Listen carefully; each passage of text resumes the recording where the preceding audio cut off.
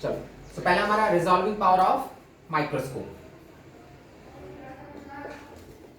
Resolving power of microscope. Microscope का हम resolving power study करेंगे। ये रेजोल्यूशन हो क्यों रहा है? Because of diffraction of light. Light rays अपने पास से डेविएट हो जाती है, डायफ्रैक्ट हो जाती है, सो इमेजेस एक दूसरे से अलग बनने लगते हैं। That is what resolution is. So पहले हम माइक्रोस्कोप के लिए डिस्कस करेंगे रिजॉल्विंग पावर। अब माइक्रोस्कोप क्या करता है? वो उन ऑब्जेक्ट्स को नहीं रिजॉल्व करता जो इनफाइनाइट पे होते हैं, जो फाइनाइट डिस्टेंस पे, मतलब माइक्रोस्कोप के लिए ऑब्जेक्ट फाइनाइट डिस्टेंस पे होना चाहिए। टेलीस्कोप के लिए ऑब्जेक्ट इनफाइनाइट पे रहता है। तो फिलहाल हम तो माइक्रोस्कोप पढ़ रहे हैं, तो मतलब ऑब्जेक्ट हमारा फाइनाइट डिस्टेंस पे रहेगा। जो देखते हैं ना वो कुछ प्लेट में कुछ मॉलिक्यूल्स है, कुछ भी ब्लड का सैंपल रख के वो कंपाउंड माइक्रोस्कोप में देखते हैं, एक साइड में आई पीस के पास आंख लगा के, तो बेसिकली ऑब्जेक्ट फाइनाइट डिस्टेंस पे। माइक्रोस्कोप है तो माइक्रोस्कोप इनफाइनाइट में जो स्टार्स हैं उनको तो देखता नहीं, वो तो पास की चीजों को देखता है। चलो लेंस मैंने एक बनाया, ये हमारा लेंस है, ठीक है, थोड़ा लेफ्ट साइड में बनाता है इसको। ये हमारा लेंस है जो माइक्रोस्कोप में यूज होने वाला है। हमारा स्क्रीन है जहां पे इमेज बनेगा, ठीक है। ऑब्जेक्ट फाइनाइट डिस्टेंस पे, सपोज यहां पे एक ऑब्जेक्ट है, this object is at finite distance. अब रिजॉल्व करना है, रिजोल्यूशन चाहिए हमको। तो रिजोल्यूशन क्या होता है? एक ऑब्जेक्ट का रिजोल्यूशन नहीं होता। अगर एक ही है तो रिजॉल्व करने का, वो तो खुद ही अकेला दिख रहा है। रिजोल्यूशन की जरूरत कब पड़ेगी? जब दो या दो से ज्यादा ऑब्जेक्ट्स हैं, तो उनके बीच का हम सेपरेशन बढ़ाते हैं। उनके जो, अब मान लो जैसे ऑब्जेक्ट है, ऑब्जेक्ट तो यहाँ पे है, दो ऑब्जेक्ट्स हैं, ये हमारे दोनों पॉइंट्स मैंने शो कर दिया है। यहाँ पे तो फिर भी इतना दूर दिखाई दे रहा है, एक्चुअल में तो इससे भी पास में रहते हैं वो। माइक्रोस्कोप है तो एकदम माइक्रोस्कोपिक लेवल पे क्लोज रहते हैं। यहाँ पे तो बोर्ड में मैं बना रहा हूँ, तो बोर्ड में मैं थोड़ा दूर दूर बना रहा हूँ उनको। चलो एक यहाँ पे बना दिया। ये दोनों मॉलिक्यूल्स हैं जो ठीक से हमको दिखाई नहीं दे रहे, मतलब एकदम आस पास है, एकदम क्लोज है। हमको इनके इमेजेस को अलग अलग करना है, इन दोनों मॉलिक्यूल्स के इमेजेस को अलग करना है डिफरेंट इमेज। अब क्या होगा, यहाँ से रेज जाएंगी तो कैसे इमेज बनेगा? इमेज कहाँ पे बनेगा? स्क्रीन पे। अब जैसे मान लो फर्स्ट का इमेज बनाया, हमारी रेज ऐसे गई, ठीक है। तो मैंने बताया था कि रेज डायफ्रैक्ट इफेक्ट होंगी और सेंट्रल मैक्सिमा ही दिखाई देगा हमको, मतलब इस पहले मॉलिक्यूल का सेंट्रल मैक्सिमा यहाँ पे फॉर्म होगा। तो चलो मैं इसका सेंट्रल मैक्सिमा बना दे रहा हूँ। ये हमारा फर्स्ट मॉलिक्यूल का सेंट्रल मैक्सिमा है। सेकेंड मॉलिक्यूल ये है, उसका भी सेंट्रल मैक्सिमा बनेगा। अब हम क्या चाहेंगे कि सेकेंड का जो सेंट्रल मैक्सिमा है वो फर्स्ट के ऊपर ही ना बन जाए। ऐसा नहीं चाहेंगे कि इसका भी सेंट्रल मैक्सिमा यहीं पे बन गया, वो सेंट्रल मैक्सिमा इससे अलग होना चाहिए। अब ये हमारा फर्स्ट मॉलिक्यूल है, चलो एक ब्लैक से मैं बना रहा हूँ, समझो ये वाला ब्लैक वाला मॉलिक्यूल था जो ब्लैक कलर में है, उसका सेंट्रल मैक्सिमा यहाँ पे बना। उसके ऊपर मैंने एक ब्लू कलर में शो किया है मॉलिक्यूल, तो उसका भी सेंट्रल मैक्सिमा इसके पास ही बनेगा, लेकिन इसके ऊपर ओवरलैप नहीं करना चाहिए। हम मैं प्रेफरेंस किसको देंगे? जस्ट रिजोल्यूशन को, मतलब जहां पे ये सेंट्रल मैक्सिमा खत्म हो रहा है वहां पे सेकंड का सेंट्रल मैक्सिमा बन सकता है, मतलब इस पॉइंट पे सेंट्रल मैक्सिमा बन सकता है ऐसे। तो ये जस्ट रिजॉल्व का केस है। मैंने बताया था हम प्रेफरेंस देंगे जस्ट रिजोल्यूशन को, जिससे स्क्रीन में मैक्सिमम नंबर हम ऑफ इमेजेस देख सकें। तो हमारा फर्स्ट का, ये जो मैंने ब्लू कलर का मॉलिक्यूल शो किया, उसका फर्स्ट सेंट्रल मैक्सिमा यहाँ पे बन रहा है, और उसके जस्ट बगल में जहां पे फर्स्ट का सेंट्रल मैक्सिमा खत्म हुआ वहां पे सेकंड का सेंट्रल मैक्सिमा फॉर्म हो गया। अब इन दोनों मॉलिक्यूल्स के बीच का जो गैप है, that separation is small D. मैं यहाँ पे स्मॉल डी ले रहा हूँ। Small D is the separation between these two molecules. ये ए और बी जो मॉलिक्यूल्स हैं, हमारा ए और बी, तो ये ए का इमेज बना रहा है, सॉरी हमारा बी डैश का इमेज बना दिया, और ये ए डैश का। अब जो बी डैश ए डैश मैंने वहां पे लिख दिया है, बी का इमेज यहाँ पे बन रहा है और ए उससे नीचे, मतलब इन दोनों के बीच में गैप बढ़ गया है, दोनों के बीच का सेपरेशन, यहाँ से यहाँ तक का जो सेपरेशन है वो ज्यादा है, मतलब रिजॉल्व हुई चीजें। यहाँ पे एक काम करो, इसको D1 ले लो और यहाँ पे D2, जो दोनों के बीच में सेपरेशन आ गया, दैट इज D2। रिजॉल्व हो गई चीजें, मतलब इमेजेस दूर दूर हो गए, जो पहले पास पास में थे। यहाँ पे तो मैंने फिर भी ऐसा लग रहा है जैसे D1 D2 इक्वल है, बट ये D1 बहुत क्लोज रहता है, ये मॉलिक्यूल्स एकदम पास में रहते हैं। तो D1 is the separation between objects, और D2 क्या है? उनके इमेजेस के बीच का सेपरेशन। तो रिजोल्यूशन का मतलब ये हो गया कि वो दोनों अलग अलग होने चाहिए, मतलब D2 की वैल्यू D1 से ज्यादा आनी चाहिए। D1 is what? Separation between objects, जो दोनों ऑब्जेक्ट्स हैं ए और बी, और यहाँ पे उनके इमेजेस बन रहे हैं। D2 is the separation between images, तो हम चाहेंगे कि इमेजेस के बीच का सेपरेशन ज्यादा हो ऑब्जेक्ट से, तभी तो इसका मतलब ही हुआ रिजोल्यूशन हुआ। अगर D2 और D1 इक्वल होंगे तो कुछ हुआ ही नहीं, रिजोल्यूशन ही नहीं हुआ। तो D2 is greater than D1।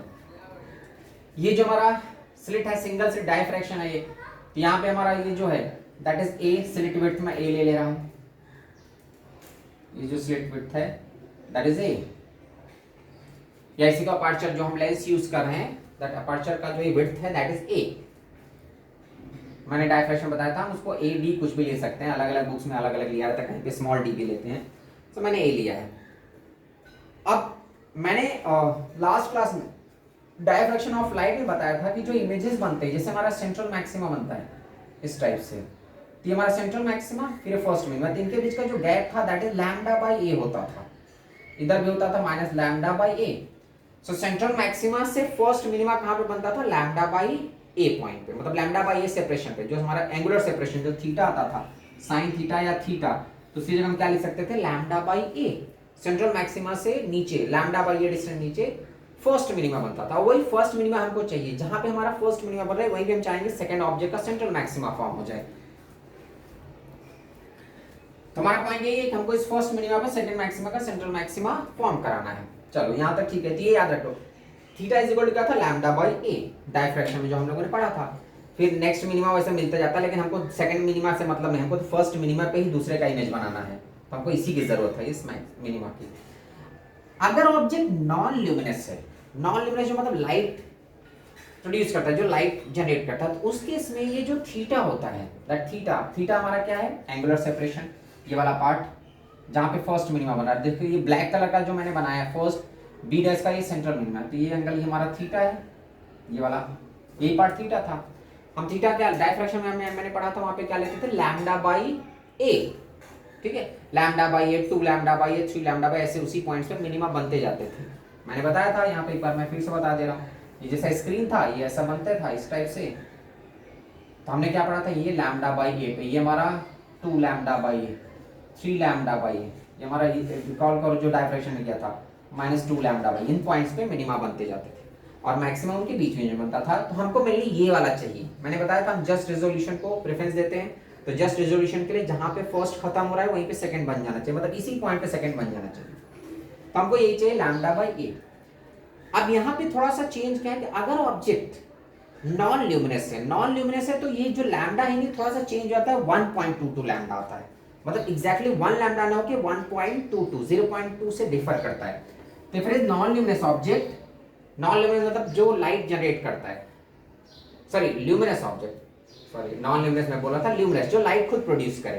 तो अगर ल्यूमिनस ऑब्जेक्ट है तो थीटा की जो वैल्यू होती है, थीटा इज इक्वल टू होता है 1.22 लैम्डा अपॉन ए। हमने डायफ्रैक्शन में लैम्डा अपॉन ए किया था, बट यहाँ पे हम जो ऑब्जेक्ट्स को देख रहे हैं वो ल्यूमिनस मतलब जो लाइट प्रोड्यूस करता है, जो खुद से लाइट जनरेट कर रहा है, खुद से लाइट प्रोड्यूस कर रहा है, तो theta is equal to what 1.22 lambda upon A. अगर ल्यूमिनस नहीं है, नॉन ल्यूमिनस है, तो just we can use lambda by A, but luminous के लिए जो खुद लाइट प्रोड्यूस करता है उसके लिए हम क्या यूज करेंगे, 1.22 लैम्डा बाई ए, याद है।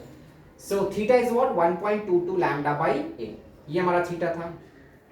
अब इसमें हम सोचेंगे हम एग्जैक्टली हमको करना क्या है, मतलब इतना पूरा मगजमारी हम कर रहे हैं, तो एग्जैक्टली हम फाइंड क्या करना चाहते हैं, हमको फाइंड क्या करना है, रिजॉल्विंग पावर ऑफ माइक्रोस्कोप, मतलब उस माइक्रोस्कोप का पावर कितना है, वो इमेजेस को कितना रिजॉल्व कर सकता है। तो माइक्रोस्कोप का पावर उस वहीं से मालूम चलेगा कि इनको कितना दूर कर पाया, ये जो है D2 D1 से D2 कितना ज्यादा कर पाता है, वो that is what the resolution is, वो उतना ज्यादा उसका पावर है।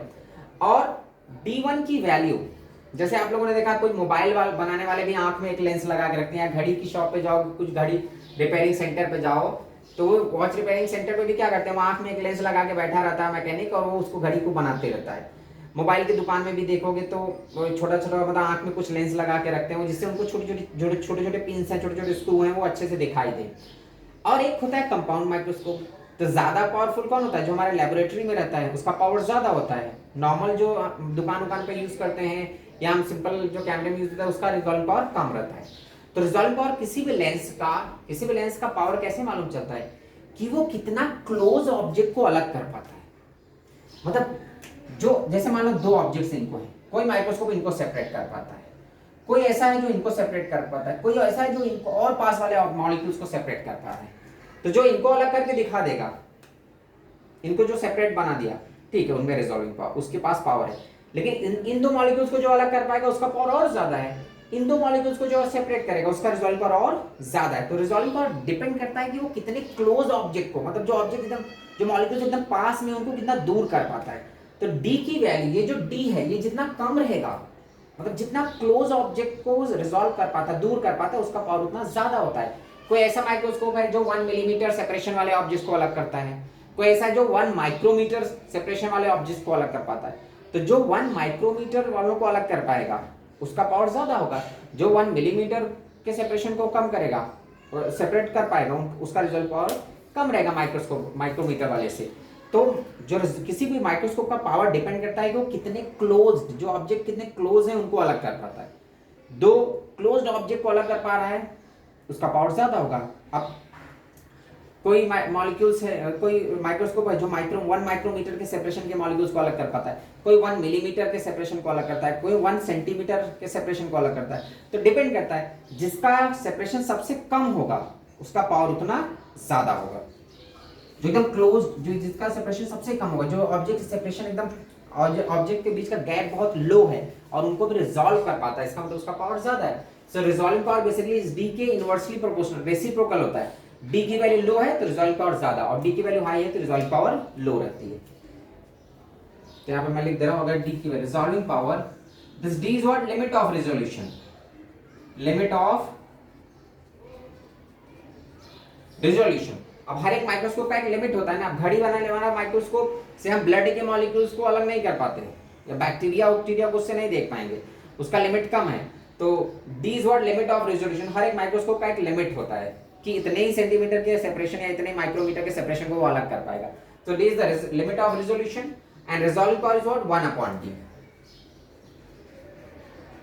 Resolving power is equal to 1/d, where 1/d, d की वैल्यू जितनी कम रहेगी, मतलब मॉलिक्यूल जितना क्लोज है उनको अलग कर पाता है, उसका पावर उतना ज्यादा है। So resolving power of microscope is equal to 1/d। अब यही कैसे भी हम d फाइंड करेंगे, ठीक है। सो d हमारा लिमिट है, हर एक माइक्रोस्कोप का एक लिमिट होता है। ऐसा नहीं कि जो घड़ी बनाने वाला माइक्रोस्कोप है उससे हम ब्लड के मॉलिक्यूल्स को अलग कर रहे हैं, वो तो पॉसिबल ही नहीं है। तो अब घड़ी बनाने के लिए अलग माइक्रोस्कोप की जरूरत पड़ती है, जो ब्लड के सैंपल में ब्लड के मॉलिक्यूल्स को अलग अलग करता है या छोटे छोटे बैक्टीरिया को अलग करके दिखाता है, उसका माइक्रोस्कोप का पावर ज्यादा होता है, बिकॉज वो बैक्टीरिया को अलग कर रहा है, एकदम छोटे छोटे हैं उनको अलग कर पा रहा है। और जो घड़ी बनाने वाले यूज करते हैं, मोबाइल बनाने वाले यूज करते हैं, वो क्या होता है, छोटे छोटे पिंस हैं, स्क्रू हैं, उनको अलग करके दिखा रहा है, तो उसका पावर कम है। जो बैक्टीरिया या ब्लड मॉलिक्यूल्स को अलग करता है उसका पावर ज्यादा है। तो हम ये डी की वैल्यू जितनी कम होगी रिजॉल्व पावर उतना ज्यादा होगा। तो D is what, limit of resolution. हर एक माइक्रोस्कोप का एक लिमिट होता है, जैसे स्केल होता है, स्केल का लिमिट होता है, वैसे माइक्रोस्कोप का लिमिट होगा। And resolving power is what, 1/d। D की वैल्यू जितनी कम रहेगी उसका रिजॉल्विंग पावर उतना ज्यादा होगा। तो हमको ये डी फाइंड करना है रिजॉल्विंग पावर निकालने के लिए। अब देखिए डी कैसे फाइंड करेंगे। चलो पहले देखते हैं हमारा, अब लेंस है, तो लेंस के लिए आप लोगों ने रे ऑप्टिक्स में पढ़ा होगा मैग्निफिकेशन। मैग्निफिकेशन क्या होता है, size of image divide by size of object. जो हमारा मैग्निफिकेशन होता है, इमेज कितना बड़ा बना ऑब्जेक्ट के कंपैरिजन में। तो यहां से मान लो ये लेंस है, लेंस से इधर हमारा ऑब्जेक्ट है सपोज यू डिस्टेंस पे, और जो इमेज बन रहा है वो डी, कैपिटल डी हम लेते थे स्क्रीन का। अब ये हमारा यू डिस्टेंस, या हम सपोज एफ ले सकते हैं कि फोकस पे एकदम ऑब्जेक्ट को रखा हुआ है। ये जो ऑब्जेक्ट है इस लेंस के एकदम फोकस पे रखा हुआ है, मतलब मैक्सिमम जिससे रिजोल्यूशन गेन कर सके। तो हमारा फोकस पे ऑब्जेक्ट रखा हुआ है। यू और वी भी ले सकते हो, ऐसा कुछ टेंशन नहीं, कुछ भी L1 L2 कुछ भी जो मर्जी हो लो, बाद में ये सब आते नहीं फॉर्मूले में। तो हमारा एफ ले लिया मैंने, मतलब कि ऑब्जेक्ट इसके फोकल लेंथ पे प्लेस्ड है। और डी हम पढ़ते ही हैं कि जो लेंस से स्क्रीन का सेपरेशन होता है दैट इज कैपिटल डी। अब इसमें ऐसा कुछ टेंशन मत लेना कि रट्टा मारने लगे एफ और डी, कुछ भी लो, L1 L2 यू वी कुछ भी जो मर्जी हो लो। मैंने यहाँ पे एफ ले लिया, मतलब ऑब्जेक्ट को मैं मान के चल रहा हूँ कि हमने फोकस पे रखा हुआ है और इसका जो इमेज है वो स्क्रीन पे बन रहा है। स्क्रीन का डिस्टेंस कितना है, कैपिटल डी। चलो अब मैग्निफिकेशन क्या होता है, size of image divide by size of object, या फिर distance of image divide by distance of object. Same formula होता था magnification. Magnification is what, size of image, size of image मतलब ये D2 जो इमेजेस के बीच में गैप है, और ऑब्जेक्ट के बीच में गैप क्या था, D1। So magnification is what, separation between images divide by separation between object, या size of image divide by size of object, या फिर distance of image divide by distance of object. दोनों का एक ही रेशियो है। अब मुझे इन दोनों को रिलेट करना है। हमको मालूम है थीटा, थीटा जो हमारा एंगुलर सेपरेशन होता था या एंगुलर पोजीशन होता था फर्स्ट मिनिमा का, जस्ट रेजोल्यूशन का केस है, तो फर्स्ट मिनिमा का एंगुलर पोजीशन क्या होता है, 1.22 lambda by a, where a is the ये स्लिट विड्थ, या ये जो हम लेंस यूज कर रहे हैं, जो अपर्चर यूज कर रहे हैं उसका width, that is a। So theta is equal to 1.22 lambda by A. हमको कैसे भी करके ये d निकालना है और ये f निकालना है, इन्हीं दोनों का रेशियो हमको लीनियर मैग्निफिकेशन देगा। मैग्निफिकेशन क्या होता है? Size of image divide by size of object which is equal to separation of image या distance of image divide by distance of object. मतलब मुझे कैपिटल डी चाहिए और एफ चाहिए और इन्हीं दोनों का रेशियो हमको मैग्निफिकेशन देगा, फिर हम निकाल पाएंगे मैग्नीफाइंग पावर। तो चलो पहले मैं कैपिटल डी का जुगाड़ में आता हूँ। मतलब ये सिंपल, जो तुम रे ऑप्टिक्स में पढ़े तुम्हारे दिमाग पहले वही आए। रिजोल्यूशन पढ़ रहे हैं तो पहले बार ये याद रखो मैग्निफिकेशन होता क्या है। मैग्निफिकेशन मतलब कितना दूर कर रहे हैं, कितना बड़ा इमेज बना रहा है। So magnification is size of image divide by size of object, जो आप लोगों को पहले से मालूम है। And size of image divide by size of object is what? Distance of image divide by distance of object. मतलब मैं कैसे भी करके डी और एफ निकालूंगा। मैंने ऑब्जेक्ट को एफ पे रखा है, फोकस पे। अब डी निकालते हैं। हमको यहां से मालूम है theta, theta is what? 1.22 lambda by A. D, ये जो पार्ट है इन दोनों के बीच का सेपरेशन, ये हमारा क्या है? d2। मतलब ऑब्जेक्ट के बीच का गैप मैंने d1 लिया था और ये जो उनके इमेजेस बन रहे हैं, जो दोनों सेंट्रल मैक्सिमास बन रहे हैं, उनके बीच का सेपरेशन कितना है? d2। तो अगर मैं यहां से इस थीटा को यूज करता हूं, थीटा इज इक्वल टू हमारे पास क्या है? 1.22 lambda upon a which is equal to, अगर मैं tan थीटा लेता हूं तो tan थीटा क्या होता है? Opposite upon adjacent. अब tan थीटा स्मॉल एंगल के लिए थीटा बहुत छोटा होता है, तो स्मॉल एंगल के लिए sin थीटा और tan थीटा इक्वल होते हैं। तो ये जो थीटा है 1.22 lambda upon a which is equal to tan theta which is equal to sin tan theta, और इसकी जगह हम क्या ले सकते हैं? d2 upon capital D. यहां से मुझे कैपिटल डी मिल गया। कैपिटल डी की कहानी खत्म। कैपिटल डी मैं बताया ना, कैपिटल डी और एफ निकाल के बस उनका रेशियो हमको लेना है। तो कैपिटल डी मैं निकाल सकता हूं। कैपिटल डी कैसे निकालेंगे? अब यहां से आ गया capital D is what? 1.22 opposite upon adjacent, ठीक है। तो d2 बाई कैपिटल डी, तो यहां से हमको कैपिटल डी मिल गया। Capital D is equal to d2 into a divide by 1.22 lambda, first equation. ये हमको capital D, separation between the lens या अपर्चर एंड द इमेज, जहां पे इमेज बन रहा है, this is what the capital D. Small d निकाल, मतलब ये एफ निकालना है हमको। अब एफ निकालने के लिए इधर भी देख लो कुछ एंगल बनाएगा ये। मान लो एंगल को मैं अल्फा ले लेता हूं, सेमी वर्टिकल एंगल। तो यहां से मैं tan अल्फा लिख सकता हूं। अगर मैं tan अल्फा लिखता हूं तो tan अल्फा क्या हो जाएगा? Opposite upon adjacent. मैंने पहले बताया हमको ये और ये चाहिए। ये निकालने के लिए मैं ये वाले ट्रायंगल पे गया, यहाँ पे थीटा लिया था। अब ये f चाहिए मुझे, डिस्टेंस ऑफ ऑब्जेक्ट। तो उसके लिए मैं इधर भी छोटे वाले लेंस के लेफ्ट साइड में गया, मतलब जिधर ऑब्जेक्ट है।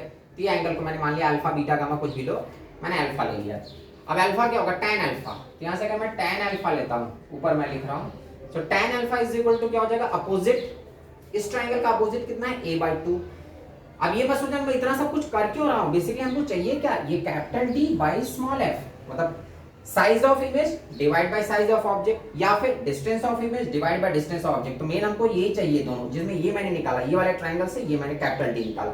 अब मैं स्मॉल एफ चाहिए मुझे, मतलब फोकस पे मैंने ऑब्जेक्ट को रखा है। तो स्मॉल एफ निकालने के लिए मैं इस वाले ट्रायंगल पे आया। तो tan alpha is equal to what? Opposite upon adjacent. Opposite क्या है? ये हाफ, अपर्चर का हाफ विड्थ। तो कितना हो जाएगा? a/2 divide by this part f, ठीक है। अब ये जो tan अल्फा यही sin अल्फा के इक्वल होगा, because for small angle sin theta is equal to tan theta.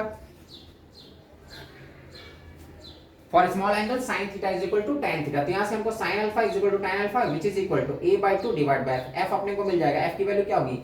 यहां से अगर मैं f निकालता हूं तो f इज इक्वल टू क्या हमको आ रहा है?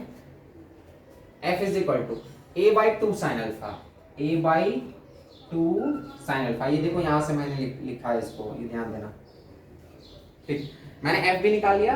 f is what? a/2 sin alpha. ये सेकंड है इक्वेशन। अब मैग्निफिकेशन व्हाट?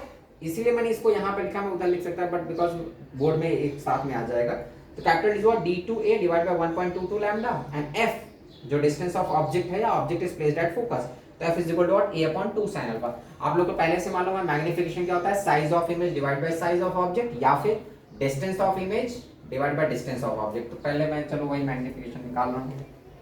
अब हमको ये दोनों मालूम है, कैपिटल डी मालूम है, d2a divide by 1.22 lambda and f is equal to a divide by 2 sin alpha. ये दोनों का मैं रेशियो लेने वाला हूं।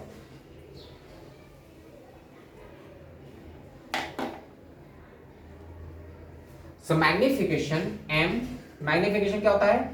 Size of image divide by size of object is equal to distance of image divide by distance of object. अब capital D by f कर दो, तो m is equal to capital D मैंने निकाला, capital D is what, d2a divide by 1.22 lambda into capital D by F की जगह हम क्या लिख सकते हैं, 2 sine alpha upon a cut जाएगा, F is equal to a upon 2 sine alpha था, यहाँ से 2 साइन अल्फा बाई ए गया, तो एम इज इक्वल टू आ रहा है हमको 2 या d2 into 2 sine alpha divide by 1.22 lambda, d2 into 2 sine alpha upon 1.22 lambda. और यही मैग्निफिकेशन किसके इक्वल होता है, d2 बाई d1, मतलब magnification is what, size of image divide by size of object is equal to distance of, जो मैंने बताया था distance of image divide by distance of object. तो यहाँ से हम d2 भी दोनों साइड से कैंसिल हो जाएगा, तो d1 की वैल्यू हमको क्या आएगी, d2 उड़ा दो, तो d1 इज इक्वल टू क्या हो जाएगा 1.22 लैम्डा अपॉन 2 साइन अल्फा, ये आ गया हमारा d, मैंने पता था d हमारा क्या होता है, limit of resolution, d is what, limit of resolution, और लिमिट ऑफ रिजोल्यूशन का उल्टा ही होता है रिजॉल्विंग पावर। तो हो गया रिजॉल्विंग पावर आ गया, डी आ गया हमको, तो resolving power is equal to 1 upon d1, तो that is 2 sin alpha upon 1.22 lambda. This is what the resolving power of microscope, जो माइक्रोस्कोप यूज करें उसका रिजॉल्विंग पावर। अब इतना दुनिया भर का इक्वेशन मैंने लिखा तो स्टूडेंट के दिमाग में 50 ढंग का कंफ्यूजन आएगा कि सब क्या, इतना कैसे याद रखेंगे, क्या होगा। आपको कुछ बहुत ज्यादा दिमाग नहीं लगाना है। यहाँ पे हमारा क्या हो क्या रहा है पूरी कहानी एक बार मैं फिर से रिवाइज करा दूं। ये स्लेट है, यहाँ पे अपर्चर है मतलब वो लेंस, यहाँ पे ऑब्जेक्ट है, हम कर क्या रहे हैं, रेजोल्यूशन का। रेजोल्यूशन का मतलब एक के ऊपर दूसरे का इमेज ना बन जाए, उनको अलग करना है। तो यहाँ पे ये ऑब्जेक्ट, मैंने दो ऑब्जेक्ट लिया है ए और बी। पहले बी कहाँ पे दिखेगा, उसके सेंट्रल मैक्सिमा पे। अब जो ए का इमेज बन रहा है वो इसको ओवरलैप नहीं करना चाहिए। ऐसा नहीं कि बी के ऊपर ही ए का इमेज बन गया, तो हम चाहते हैं कि रिजॉल्व इमेज बने। अब रिजोल्यूशन के लिए मैंने क्या बताया था कि हम जस्ट रेजोल्यूशन पे जाएंगे, मतलब जहाँ पे फर्स्ट का मैक्सिमा खत्म होता है वहां पे सेकंड का मैक्सिमा फॉर्म हो जाना चाहिए। तो ठीक है, ये हमारा ब्लैक वाला है, इसका फर्स्ट मैक्सिमा यहाँ पे खत्म हो रहा है, वहीं पे सेकंड मैक्सिमा फॉर्म हो गया। अब रिजोल्यूशन के लिए जरूरी हर एक माइक्रोस्कोप का एक लिमिट होता है भाई, ठीक है। माइक्रोस्कोप का लिमिट क्या होता है कि वो जो ऑब्जेक्ट्स हैं, अब ऐसा नहीं कि जो हम घड़ी बनाने के लिए माइक्रोस्कोप यूज कर रहे हैं उसको हम उसको यूज करके ब्लड के सैंपल्स को या बैक्टीरिया को सबको अलग कर पाएंगे, वो सब नहीं होगा। घड़ी वाले का लिमिट कम होता है, जो कंपाउंड माइक्रोस्कोप होता है उसका लिमिट ज्यादा होता है। तो अब D is what, limit of resolution. हर एक माइक्रोस्कोप का एक लिमिट होता है, तो D is the limit of resolution and reciprocal of that D is resolving power. तो resolving power is what, 1 upon D. तो D is the limit of resolution और resolving power is 1 upon D. अब मैं D निकाल रहा हूं, limit of resolution मतलब देखो ये दोनों ऑब्जेक्ट्स थे, लेंस ने उनके इमेजेस को बनाया, दोनों के सेंट्रल मैक्सिमा को बनाया। तो ऑब्जेक्ट्स पास पास में थे, उनके सेंट्रल मैक्सिमा दूर हो रहे हैं। ऑब्जेक्ट के बीच का गैप क्या था, d1, और जो सेंट्रल मैक्सिमा सेपरेशन है दैट इज d2। तो बेसिकली d2 को हम कंपेयर करेंगे d1 से कि d2 कितना बड़ा है d1 से। That is what magnification is. तो magnification is size of image divide by size of object, या यहाँ पे separation between images divide by separation between objects, मतलब d2 d1 का रेशियो ही मैग्निफिकेशन है। अब मैग्निफिकेशन इज सेपरेशन ऑफ या size of image divide by size of object, या फिर distance of image divide by distance of object. मतलब यहाँ पे आ जाओ, यही दोनों निकालना है अपने को, capital D divide by small F. F क्या गया, मैंने ऑब्जेक्ट को फोकस पर रखा। अब कैपिटल डी बाय एफ निकालने के लिए हम क्या करेंगे, इधर ये छोटा वाला जो ट्रायंगल वहां से कैपिटल डी मिल जाएगा, और उसके लेफ्ट साइड वाला जो ट्रायंगल है उससे हमको स्मॉल एफ निकलेगा। तो यहाँ से इस ट्रायंगल से हमको मालूम है एंगुलर सेपरेशन, फर्स्ट मिनिमा के लिए एंगुलर पोजीशन क्या होता है, 1.22 लैम्डा बाय ए। हम लैम्डा बाय ए तब यूज करेंगे जब ऑब्जेक्ट नॉन ल्यूमिनस हो, और अगर ल्यूमिनस है तो 1.22 लैम्डा बाय ए। तो यहाँ से थीटा हमारा 1.22 lambda by A, which is nothing but tan theta, और tan थीटा होता है क्या है, opposite upon adjacent, that is d2 upon capital D. तो d2 अपॉन कैपिटल डी कर दो, यहाँ से हमको कैपिटल डी मिल गया, मतलब इमेज का डिस्टेंस मिल गया। अब हम ऑब्जेक्ट का डिस्टेंस लेंगे, और इमेज का डिस्टेंस से ऑब्जेक्ट के डिस्टेंस के रेशियो लेते हैं, वही हमारा मैग्निफिकेशन होता है। तो इमेज का तो कहानी खत्म। अब ऑब्जेक्ट पे आ जाओ, ऑब्जेक्ट के लिए इधर एक ट्रायंगल बनाया मैंने, एंगल यहाँ पे कुछ भी ले लिया, अल्फा बीटा जो भी लेना, यहाँ पे अल्फा ले लिया मैंने। अब इधर अगर मैं देखता हूँ तो इस ट्रायंगल में sin alpha is equal to tan alpha which is equal to opposite. अब अपोजिट देखो यहाँ पे कितना है, a का हाफ ही है, तो a/2 डिवाइड बाय f, तो a/2 divide by f that is a/2f। तो यहाँ से हमको sin अल्फा मिल गया a/2f, तो f निकाल लिए a/2 sin अल्फा। इन्हीं दोनों का रेशियो क्या होता है, मैग्निफिकेशन। तो मैं मैग्निफिकेशन पे गया, मैग्निफिकेशन क्या हो जाएगा, मैग्निफिकेशन d2 by d1 मतलब size of image divide by size of object, या फिर separation between images divide by separation between objects. तो that is capital D by F, the distance of image divide by distance of object. Capital D मैंने निकाला है d2a bye 1.22 lambda, और f निकाला है 2 sin alpha by a। यहाँ simplify करते हैं a कट जाता है, तो हमको क्या मिलेगा, magnification is equal to d2 into 2 sin alpha divide by 1.22 lambda, यार that is d2 by d1, तो d2 कट गया, तो d1 हमको आ रहा है 1.22 lambda divide by 2 sin alpha. यही हमारा क्या है, द लिमिट ऑफ रेजोल्यूशन। और मैंने स्टार्टिंग में ही बताया लिमिट ऑफ रेजोल्यूशन का ही उल्टा होता है रिजॉल्विंग पावर। तो resolving power is what, reciprocal of limit of resolution, that is 2 sin alpha upon 1.22 lambda. अब यहाँ पे थोड़ा सा चेंजेस करते हैं। कभी कभी मान लो अगर हम लेंस को, जो हमारा अपर्चर है, जो लेंस है, उसको किसी ऐसे मीडियम में प्लेस कर देते हैं, किसी ग्लास, मतलब उसके आसपास कोई ऑयल है, कुछ वाटर है, तो if lens is placed in a medium, किसी मीडियम में अगर लेंस को प्लेस करेंगे तो वेवलेंथ बदल जाएगा लाइट का। If lens is placed in a medium, अगर हम किसी मीडियम में प्लेस करते हैं, if lens is placed in a medium of refractive index mu, अगर लेंस को किसी मीडियम में प्लेस कर देते हो जिसका रिफ्रैक्टिव इंडेक्स म्यू है, तो कुछ चेंज नहीं होगा। जब हम लाइट किसी मीडियम से पास करती है तो उसका वेवलेंथ डिक्रीज कर जाता है, मतलब उस मीडियम का रिफ्रैक्टिव इंडेक्स जितना ज्यादा होगा वेवलेंथ उतना कम हो जाता है। तो यहाँ पे जो लैम्डा था, लैम्डा को म्यू से डिवाइड कर दो, बस वही। तो रिजॉल्विंग पावर क्या हो जाएगा, रिजॉल्विंग पावर कुछ चेंज नहीं होगा, ये लैम्डा बाय म्यू करोगे तो म्यू पर आ जाएगा, that is 2 mu sin alpha divided by 1.22 lambda, 2 mu sin alpha upon 1.22 lambda.